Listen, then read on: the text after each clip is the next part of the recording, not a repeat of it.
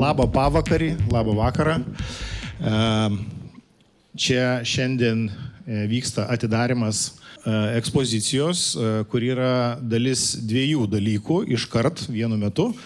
Tai yra Vilniaus galerijos savaitgalio vienas iš renginių ir tuo pačiu tai yra Opimo 15 gimtadienio vienas iš daugelio renginių, kurie jau prasidėjo prieš mėnesį ir tęsis iki gruodžio vidurio, kuomet vyksta klubo jau tikrasis gimtadienis gruodžio vidury. Taip pat dalis viso šito veiksmo yra pokalbiai. Nusprendėm tą pačią progą dar šiek tiek ir pašnekėti apie naktį ir elektroninę muziką. Tai 15 metų yra tokia sukaktis naktinių klubų gyvenime, ar lietuviškų, ar nelietuviškų, 15 metų šiaip yra labai daug.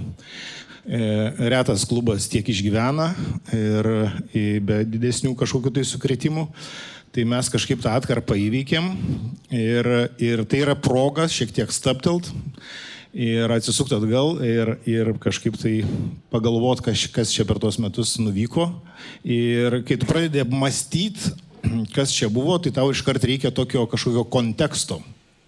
Ir vienas iš dalykų, kurį aš ir kolegos suvokiam, tai apie tam tikrą naratyvo nebuvimą ar vakumą. Ką noriu pasakyti, kad nors mūsų scena, elektroninės muzikos scenas gyvuoja grubiai tiek pat, kiek nepriklausoma Lietuva, nepriklausomybę atkūrusi Lietuva, bet nėra nei vienos iki šiol parašytos knygos arba kažkokios tai visiems žinomos ir prieinamos ir priimtinos studijos, pavyzdžiui, kad kas nors parašytų daktaro kažkokią disertaciją ar magistro apie tą mūsų sceną, jos raidą, apie pagrindinius įvykius, ten datas, vietas, asmenybės ir taip toliau ir panašiai. Ir tu net pats, kai bandai reflektuoti apie tai, kažkokie tam tikrai ribai atėjus progai, staiga tau nėra net už ko įsikibti. Ir dėl to pasikvačiau šaunią kompaniją. Tai norėčiau nuo to gal ir pradėti, kad jūs trumpai prisistatytumėt, kas tokie, ką gyvenime veikėt, bet prisistatydami ir pasakytumėt, koks jūsų santykis su dviem dar dalykais, tai yra elektroninė muzika, elektroninė šokių muzika ir naktinių gyvenimų. Kaip čia prisistatyti? Išėjusi į pensiją reiverę, nežinau, pasenusi reiverę, nežinau, kuris labiau tinka, nes tiek daug, kiek čia šitoj vietoje yra šokama, aš jau nebešoku. Bet garsai traukia, tiek pat, kiek traukia anksčiau. Ir malonumas klausyti įvairiausių pjausnių garsų, jis dar yra manyje. O aš su kita kuratorė Egla Mikalajūnė mes ruošiame kuruoti parodą darbiniu pavadinimu, nebūtinai taip vadinsis, bet jis užsikabino Reivo archeologija. Kitais metais planuojam ją daryti vasarą. Na ir tas impulsas kažkaip apie tą parodą atsirado jau prieš 3 metus maždaug. Nežinau, jis tiesiog atėjo, kad reikia, kad kažkas nebūtinai vienai man, bet kažkas tą temą paimtų ir gvildentų, ta prasme, nusisavintų, galima sakyti. Ir aš nebuvau dėja didžėja, sukausi aplink vyrus didžėjus, vyrus kūrėjus. Tai negaliu pasigirti tuo, kad rinkausi kūrinius ir juos dėjau, bet mane įkvėpė be galo daug žmonių ir manau, kad tų asmenybių toks, kaip ir Vidis minėjo, įprasminimas, atsiminimas yra labai svarbus dabar. Tiesiog būtina tai daryti, nes laikas bėga, žmonės nėra amžini ir mes norime tuos pasakojimus išlaikyti, kokie jie yra dabar.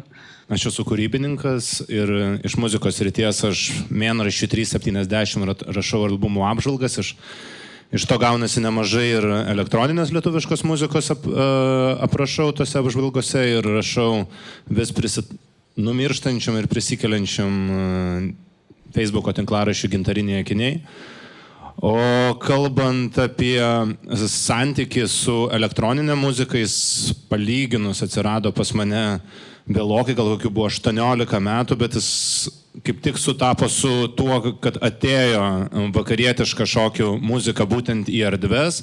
Jeigu prieš tai buvo skambėjo radijose ar kitur, jie pagaliau atsirado. Aš ir dabar atsimenu, kaip 16 nuėjau pirmą Gravity, kas buvo stebuklas tuo metu. Ir iki dabar aš manau, kad tai yra didžiulė kultūros dalis, ne tik, kad tai padeda pabėgti, mes įpratę sakyti, kad tai padeda jaunimui pabėgti, nes senais reiveriais būti negali, pažiūrėkit, pilna senų reiverių ir puikiai jie leidžia čia laiką. O naktinis gyvenimas, mano santykis yra tuo, kad tai yra tam tikras takas tarp tam tikrų vietų, kuriuose žmonės randa bendrumą. Labai smagu, tarkim, atsiradusi šita vieta, Gallery, jinai yra šiek tiek toliau nuo atrodytų viso bruzdėsio, kuris yra centre, bet tas takelis, tas praėjimas per visus kiemus, tai tam tikra sala, kur atrodo iš niekur atsiranda, pirmiausia išgirsti ritmą, paskui pamatai privažiuojančius taksi automobilius, žmonės. Ir tai irgi ta naktinio gyvenimo tam tikros ramybės ir tam tikro pabėgimo ir tam tikrų namų savokos. Ir kai mes, ir šiuo atveju, nežinau, žmonės supras, kad tai yra jų kultūros dalis, pasijusti bendrai, o ne tik vien tik praleisti laiko, o pabūti su tuo, kas tau yra svarbu, su tai žmonėm, kuriem tau yra gera, kai tiesiog tai bus tavo identiteto dalis, o ne vieta, kur aš noriu tiesiog pasilinksminti. Tai manau, tada mes turėsime galbūt net ir kada nors tą pavyzdį, kad tai bus pripažinta kaip kultūros dalim, kaip tampančia Berlyne. Tai aš labai tikiuosi to. Aš esu Žygimantas Kudirka, tekstų autorius ir atlikėjas, įvairių disciplinų menininkas, avangardinio repo ir elektroninės muzikos ilgametis balsas.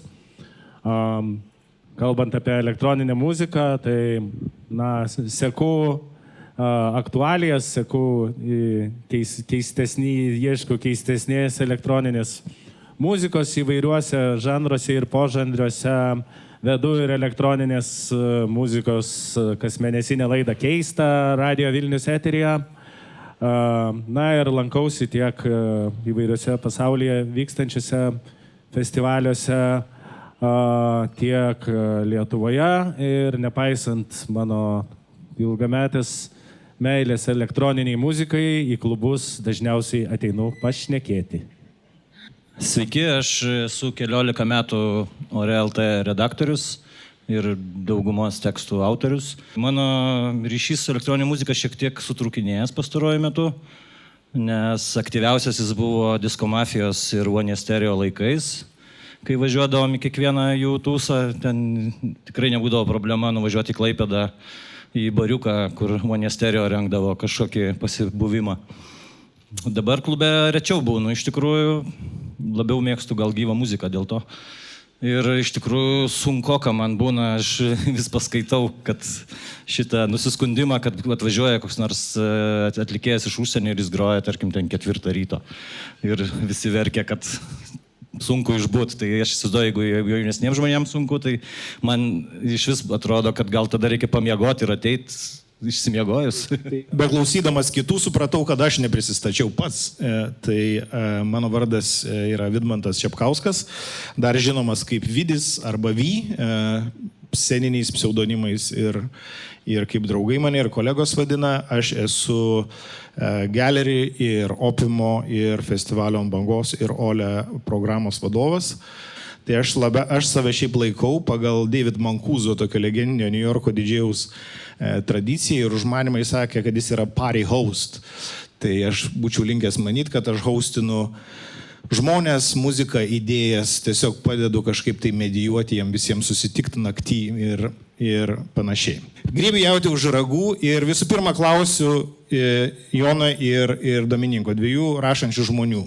Jūs vis dar rašot, reiškias, recenzijas, straipsnius, interviu ir taip toliau panašiai, laikais, kai jau tikrai, čia tokia irgi labai skambus išsireiškimas, bet galima surasti ne vieną ir ne 5 straipsnius apie tai, kad muzikos žurnalistika ir kritika jau seniai mirė. Kas jūs motyvuoja, dėl ko jūs tai vis dar darot ir kokią matot prasmę tame? kažkaip neišeina sustot.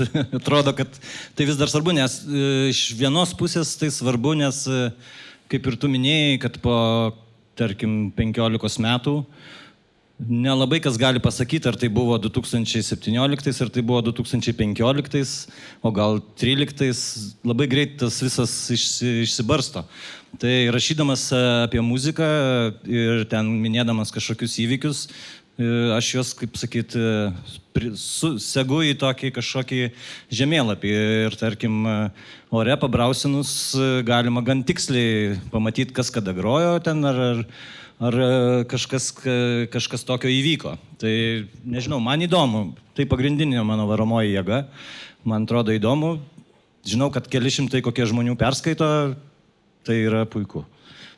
Bet aš sutinku jo, kad dabar viskas, kai gali viską nufilmuoti ir žmonės neturi laiko išlaikyti dėmesį daugiau negu ten 5 minutės, tai toks truputį dinozauriškas tas atrodo dalykas, bet sakau, žinau, kad man įdomu, žinau, kad įdomu dar kažkiek žmonių ir to užtenka. Kodėl aš tai darau, aš kartais pats savęs klausiu, kokio velnio man to reikia. Ir vienas klausimas buvo tas, kad mano manimu, bet čia neimant elektroninę muziką, bet tarkim, imant pačią plačiausią, populiariausią, yra gausybė grupių ir atlikėjų, kurie yra neverti gauti to dėmesio, kurie jos gauna ir aš apie juos, tarkim, dažnai ir nenoriu rašyti, aš juos tiesiog ignoruoju, lyg jų nebūtų. Ir tada aš irgi galvojau, nu tai kokio velnio aš tas recenzijas rašau dėl to, kad mano manimu pati mūsų scena yra tokia defragmentuota ir mūsų grupių mažų didelių yra tiek daug tos grupės, tie atlikėjai taip greitai numiršta, kad jie negauna pakankamai dėmesio. Ir tada aš matau prasmę tame suteikti jiem platformą, kad jie galėtų, kad kas nors atsivertęs, jeigu daug dievė atsivers ir perskaitys, pagalvos, kažkas jis koncertuoja kur nors, jie groja, jie didžiajauja kur nors, nes kartais būna, ypač elektroniniai muzikoje, žmonėm sunkokai surasti singlus, EP, jie turi tame sėdėti, jie turi tuo domėtis, bet kad iššokti tą traukinį, tu turi įdėti papildomai pastangų, kai tavo dėmesio spenas, kaip sakė Dominikas, 5, net ne minutės, o 5 sekundės, tai tau suvesti ten website'o, ten Bandcamp'o vardą, tai tau jau yra per sunku. Tai supaprastintą kelią tarp atlikėjo ar grupės, kuri yra verta dėmesio ir to klausytojo, va tai yra svarbiausia. Ir man sutinku, va, kad naujus irgi Domininkas kokius mažesnius siūlo ar keistesnius, tam, kad jiems yra lengviau. Nu, mes visi žinom, kad ir šokio muzikoje, bet kokiai muzikoje popsą daryti lengva, matematika. Bet pasiūlyti kažką daugiau, tada atsiranda iš karto klausytojai, pasistoja plaukai ir jis nenori to. Įtikinti jį, kad jis duotų tą šansą, nueitų į tam tikrą vakarėlį, paklausytų tam tikro didžėjaus. Va tai yra darbas. Tai, aš tokią motivaciją randu, nes, pinigų iš to neuždirbau ir niekada neuždirbsim ne vienas. Norėčiau to pagirti, man atrodo, jau esu tai viešai daręs, man labai patinka tavo long formai, tie ilgi analitiniai straipsniai, tokie istoriniai, gal galima pavadinti, kuriuos tu dažniausiai rašai Muzikos informacijos centrui. Vienas iš tokių buvo apie kablio istoriją, ilgą. Man asmeniškai norėtųsis daugiau tokių. Kas sprendžia, pavyzdžiui, tavęs paprašo, kaip tai yra formuoja. Muzikos informacijos centras sako, kad tu, tarkim, mes dabar norėtume, kad parašytum tą ar aną, ar tu ateini ir sakai, aš manau, čia yra įdomi tema, tokia ir tokia, dabar tik išėjo apie būgnininkus. Ir kaip tai vyksta? Ar gali būti daugiau?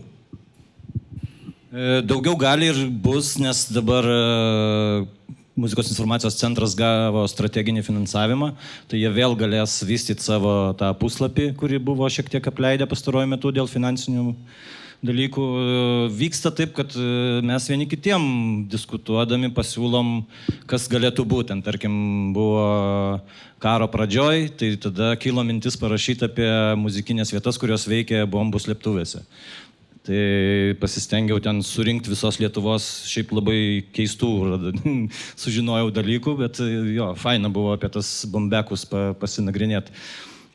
Ten beveik, tarp kitko, 100% turbūt apie elektroninę muziką kalba, nes išskyrus turbūt bombeką, kuris Antakalnį pankroką propagavo.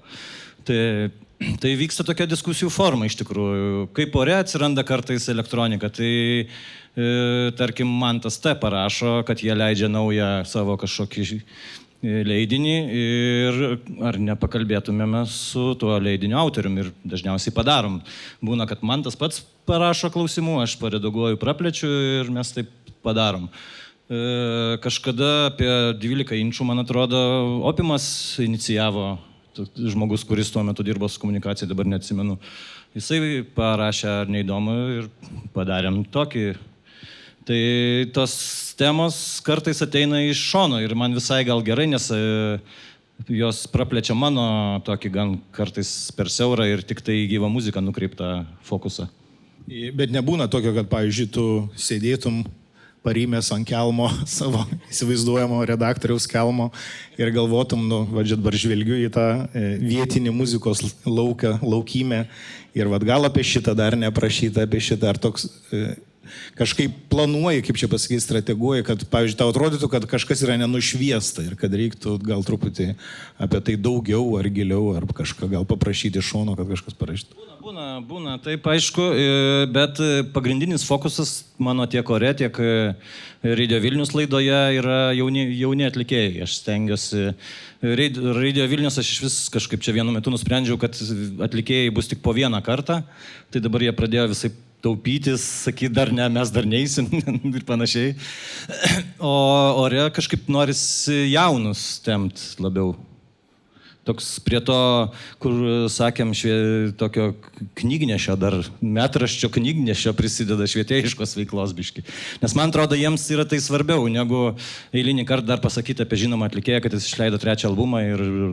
O jūs patys, pavyzdžiui, kai rašot, ar jums nesijaučia to, kartais, nes vis tiek tu turi kontekstualizuoti, pristatyti atlikėją, ar vertindamas dar kažkaip, tai jūs nejaučiat to tokio vakumo, to tokio trūkumo kažkokios, aš net nežinau, kaip čia tiksliau vardintus, kažkokios istorinės, teorinės perspektyvos, nes apie ką aš kalbu, kad, pavyzdžiui, ten jeigu yra kažkoks tai, jeigu tu rašai angliškai apie tą kultūrą, tai tu žinai, kas yra 88 Summer of Love, yra tam tikri reiškiniai, kas yra Balearic Islands, kas yra tas ir tas ir anas, yra tokie kažkokie tai atraminiai taškai, kur tu vis tiek gali orientuoti ir sakyti, kad šitas atsirado iš Sound System Culture, o tas atėjo iš ten, o tas iš ten. Mes Lietuvoje to iš vis neturim. Iš vis. Ar jums kažkaip, kaip rašant, bandant kažką pristatyti, kontekstualizuoti, jums kartais jaučia trūkumą to tokie deguonies, to tokio teorinio, istorinio kažkokio ir akademinio? Gal šiek tiek ir trūksta, nes būna, kai tu bandai kontekstualizuoti ar istorizuoti kažkokį tekstą, tu tada šauni iš savo galvos, iš atminties, iš kažkokių galbūt straipsnių bandai rasti, bet paskui supranti, kad gali tu tokį supjauti grybą, kad žmonės juoksis. Bet išeitis yra tokia, kad drąsiai šauni ir viskas, nes ypač recenzijuojant, vis tiek viskas judant to, kad tu bandai to išvengti, bet tu neišvengsi patinka, nepatinka. Čia yra pats bjauriausias ir pats labiausiai skaitytoje masinantis dalykas. Tiksliau, jį masina tik tai, kad užvažiuok ant ką nors. Pagiros skaitytojo nedomina. Įprasminimas ir istorijos ieškojimas yra labai svarbus, bet jo trūkumo iš tiesų labai jaučiasi. Ačiū Dievui, vis dar yra internetas ir jis pakankamai platus. Mes galime rasti labai gerai, ačiū Dievui, su Kotrynos Sokolovaitės pagalba ar su DJ Sinelte, kas vyko kokiais 8, 7, 6, 5 metais, kai būtent buvo labiau centralizuota pati scena. Paskutiniu metu jinai, kai viskas persikėlė socialinius tinklus, truputėlį kartais yra sunkiau ir reikia visą laiką būti ant pulso, tai to pulso nepamesti, reikia įdėti papildomų jėgų. Tai jūs prisistatydama užsiminė apie reivo archeologijos projektą, tai dar kartelį, kas tai, kodėl dabar ir man asmeniškai, kas labai rūpi, kodėl reivas. Pastebėjau, aš susidūriau su keliais tekstais paskutiniu metu, labai skirtingose šaltiniuose. Vienas buvo straipsnis Bernardinuose, vieną prieš mūsų pokalbį, nes šiek tiek ten brausinau ore, radau kažkokią magistranto darbą apie reivą.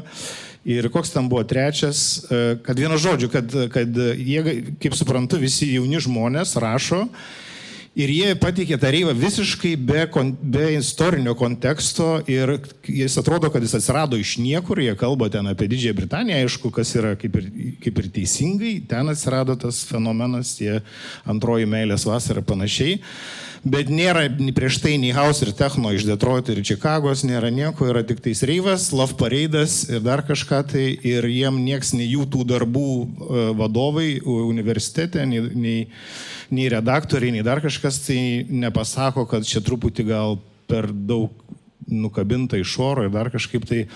Tai vienu žodžiu, kodėl reivas ir kaip jūs prie to reivo prieisit?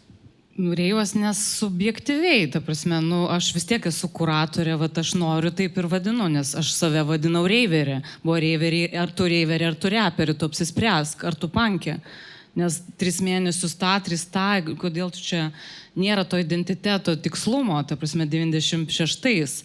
Ir yra, pavyzdžiui, 98 metais parašytas darbas apie reiverių identitetą. Kaune mokslininkė viena padarė apklausą.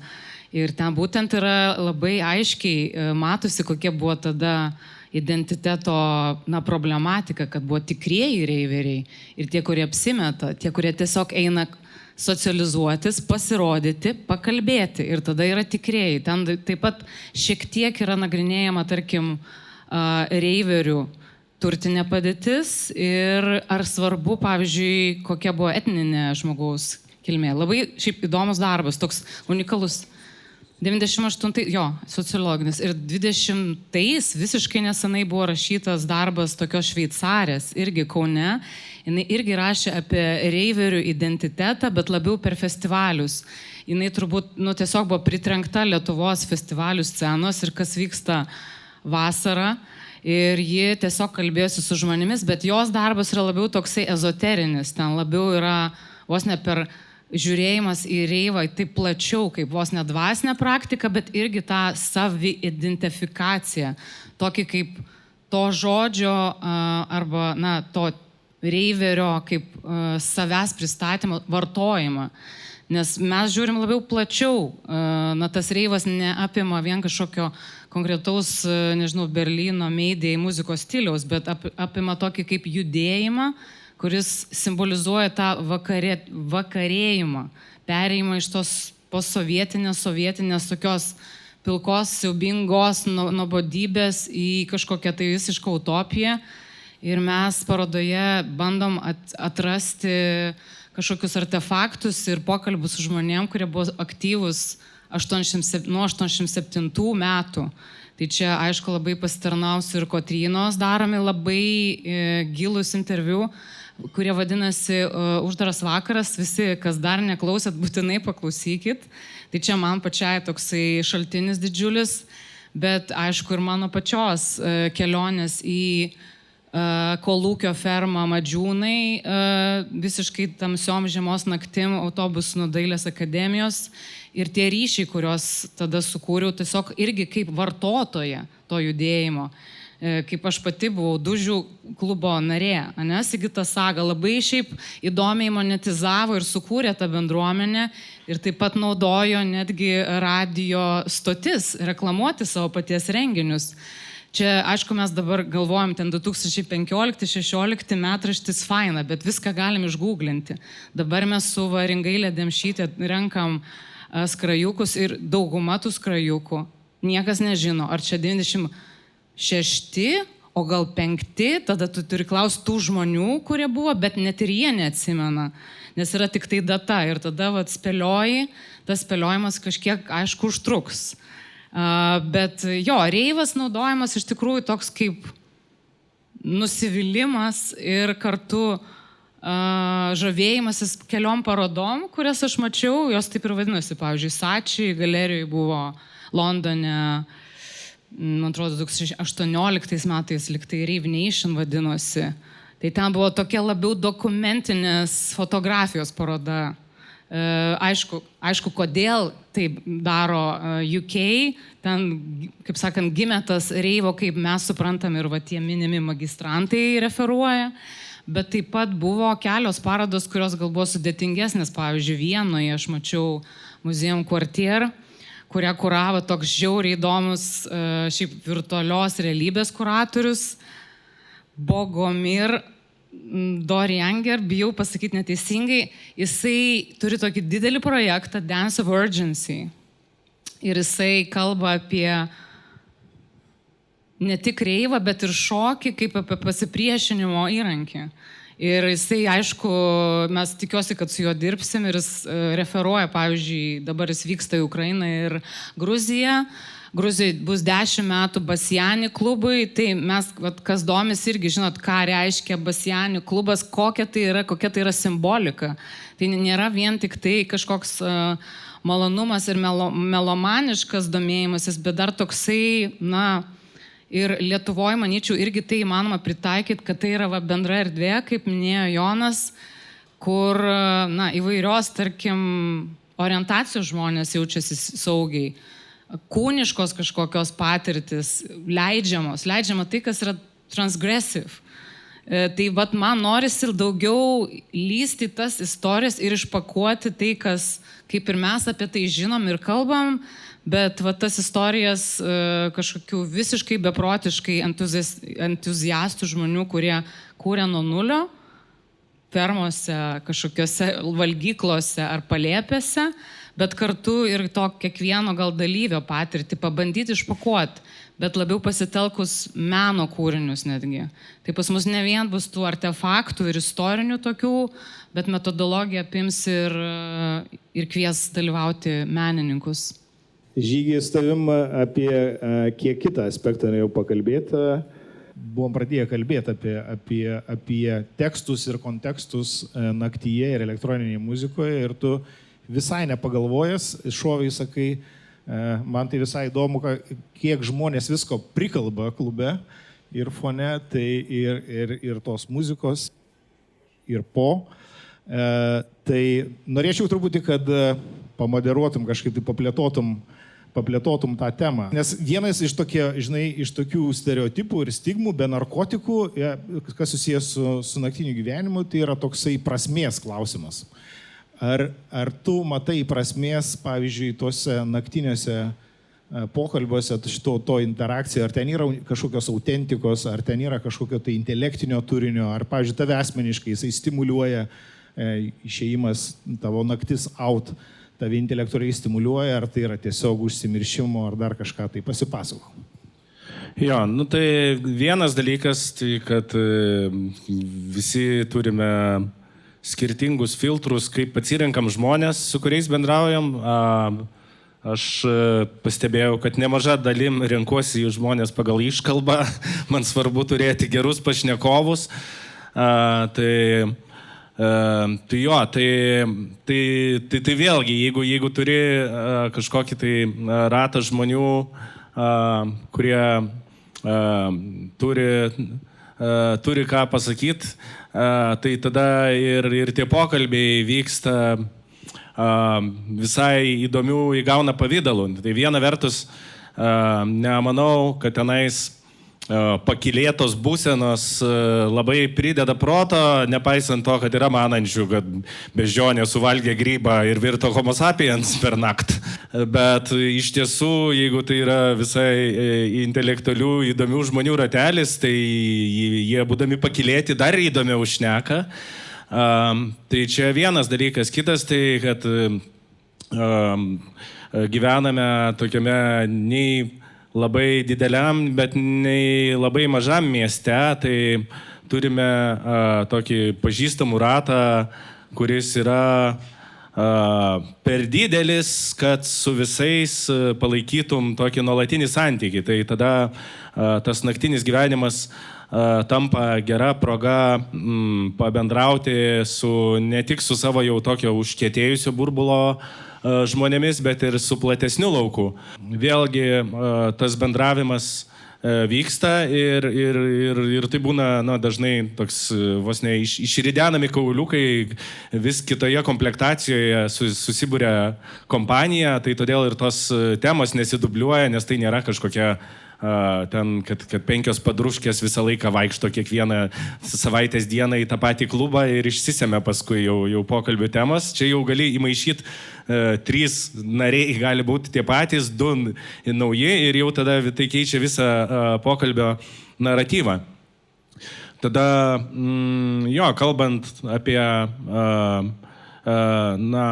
ir profesinę pusę, tai galų galia ir daug visokių ir kontraktų, daug visokių idėjų, daug projektų užgimsta bebendraujant klube, galų galia daug visokių, kitą kartą ir bairį kokį užsirašau, ar savo pasakytą, ar dar labai, tai irgi taip galima daug turinio ir kažkokiam kūrybiniam projektui pririnkti. Galų galia yra sričių, tokių kaip teatras, pavyzdžiui, kur žmonės dirba daug patalpoje, kurioje net nėra langų. Tai, manau, labai sveika tiek teatralams, tiek ten įvairiem rašytojams, galbūt, kurių darbas yra labiau toks individualus ir kur žmonės tiesiog turi sėdėti rašyti.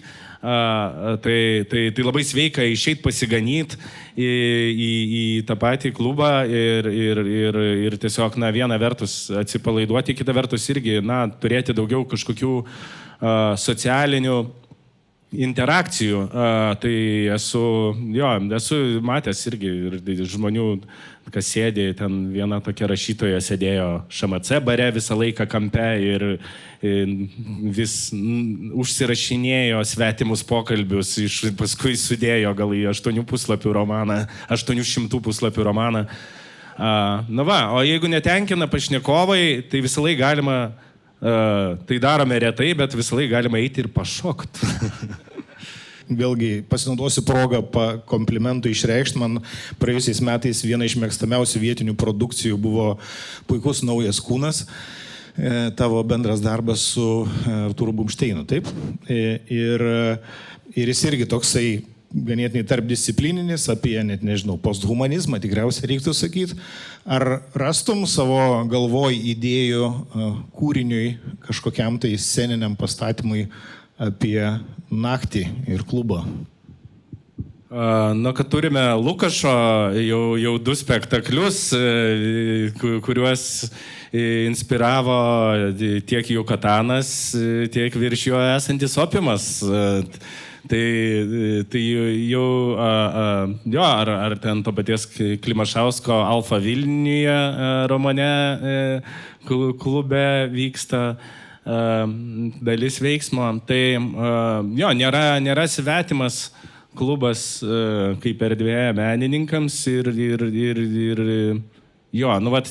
Lukašas tai labai tą klubinę patirtį perkelė į teatrą ir savo metu tai buvo net tam tikra inovacija ir matosi, kad irgi žmogus sugebėjo, galbūt būdamas labiau teatro pasaulyje, pakankamai vėlai įėjo į klubą ir jam tai padarė didelį įspūdį. Pats mėgstu kurti tokius patyriminius dalykus ir bendradarbiauju su įvairiais elektroninės muzikos kompozitoriais, kaip kad Felicita iš PC Music, tai irgi daro warehouse rave'us UK ir panašiai.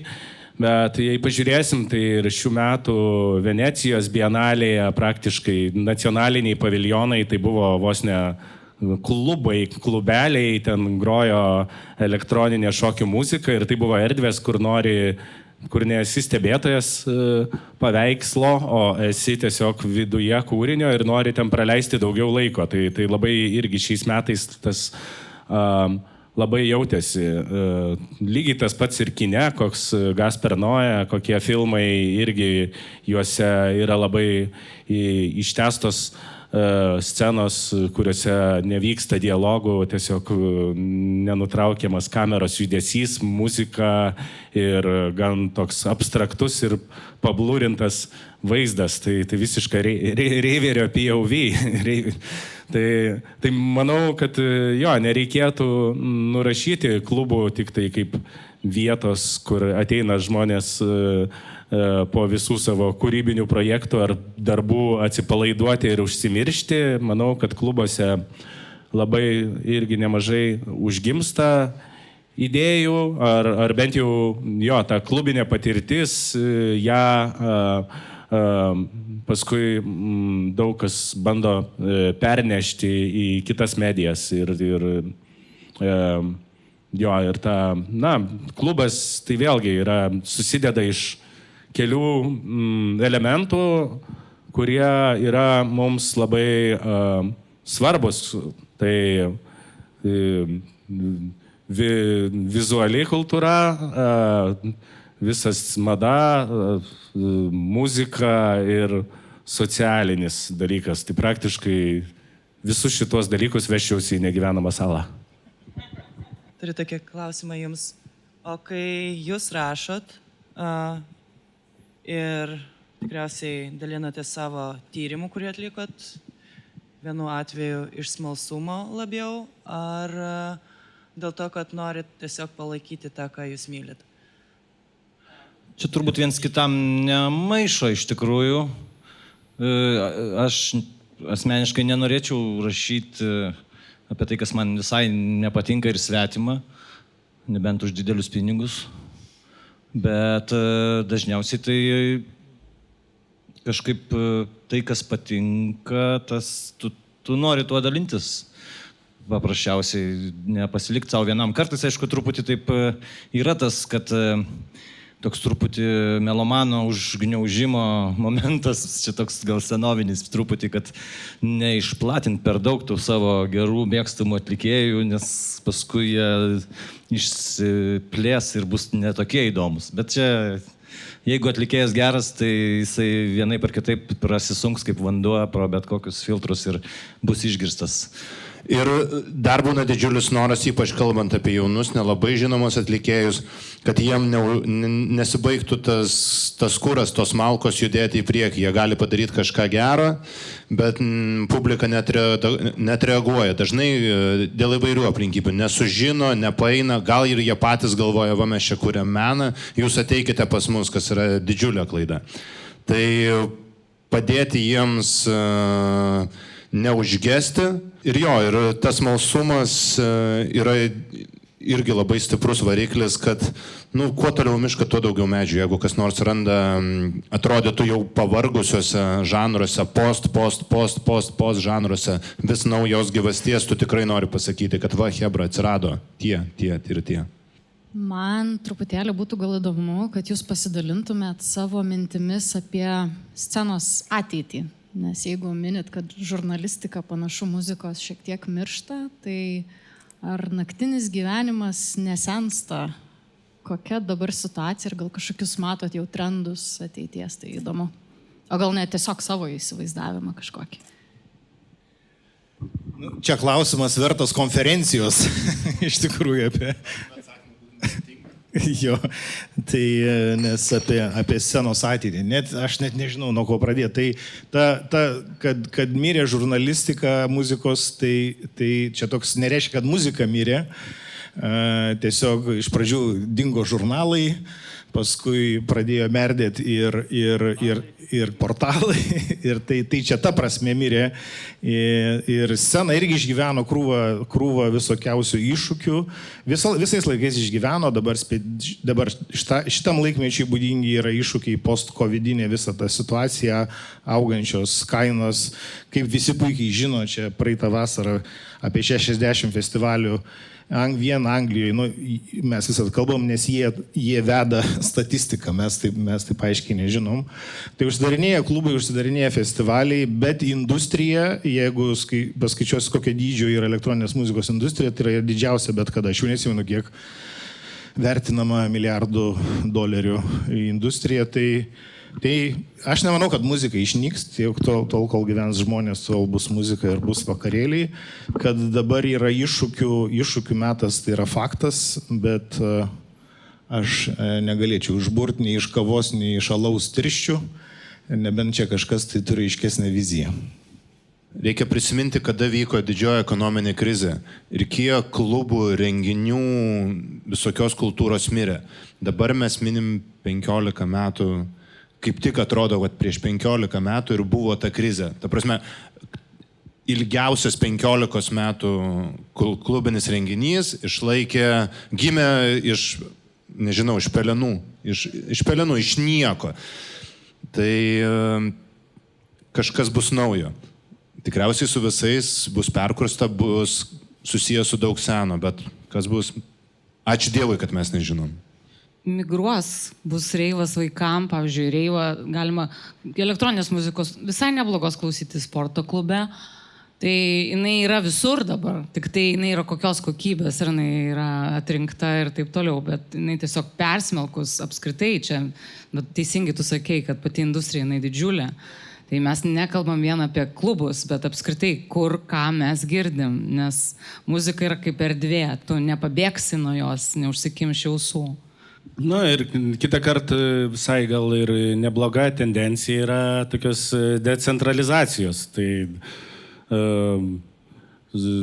tiesiog kažkokiam vienam dideliam festivaliui užsibaigus vietoj jo išauga ten 10 kažkokių mažiukų festivalių, kurie irgi paskui po truputį auga ir tai kitą kartą net būna visai gera tendencija, nei kad tokie dideli besivalkantis monstrai per ištisus dešimtmečius, kurie sutraukia visą auditoriją ir visus pinigus ir viską. Tai va tokia įsicentravimą galime matyti Rygoje, tai ten aplink Piens bars,